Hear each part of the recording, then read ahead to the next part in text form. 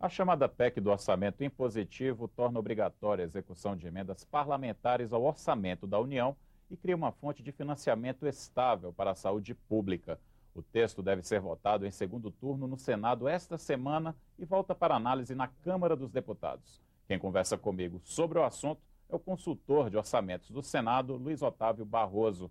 Bom dia, consultor. Primeiro, é importante a gente deixar claro que a PEC do orçamento impositivo, ela, na verdade, torna impositivas as emendas parlamentares, não é isso? Exatamente.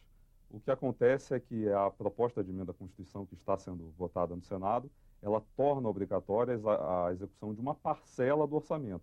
A parcela do orçamento que é modificada por emendas individuais dos parlamentares, deputados e senadores, não do orçamento como um todo. E nesse caso, então, isso vai alterar de alguma maneira a forma como o orçamento é elaborado e debatido aqui no projeto, caso essa PEC se torne lei? O que, em relação aos procedimentos dentro do Congresso Nacional, haverá que acontecer um ou outro ajuste, tá, nos procedimentos que são adotados na elaboração do orçamento dentro do Congresso. Mas a modificação substancial é na relação entre os parlamentares e o Poder Executivo. Porque os parlamentares aprovam as emendas, mas a execução cabe ao Poder Executivo. Tá? Então, a diferença que vai haver, essencialmente, é na fase de execução, momento em que a execução dessas emendas vai se tornar obrigatória, o que não acontece hoje em dia. Ela fica sob a discricionariedade do Poder Executivo.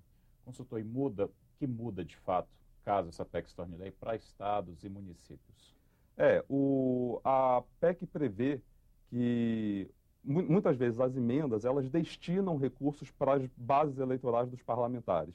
Então, naturalmente, isso já acontece hoje em dia, os parlamentares destinam recursos para os seus estados, para municípios onde eles tenham as suas bases eleitorais.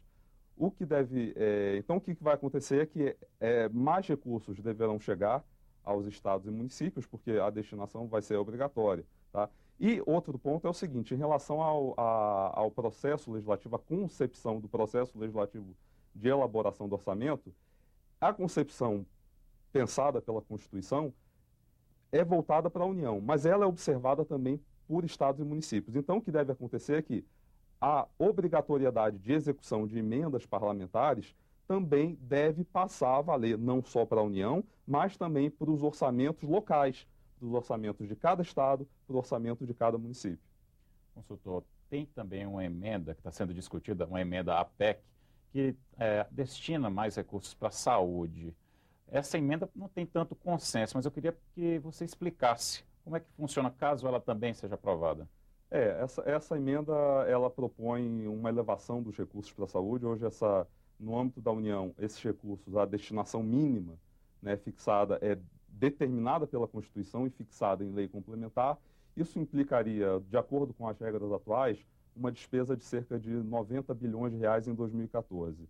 Com essa alteração, tá, da proposta por essa emenda, esses valores devem chegar em 2014 a casa de 110 bilhões de reais. Para 2018, é estimado que, com a regra atual, esses valores fiquem em 125 bilhões de reais, com a modificação proposta, possam chegar até 175 bilhões de reais. Muito obrigado pela entrevista, consultor de orçamentos do Senado, Luiz Otávio Barroso. Eu que agradeço.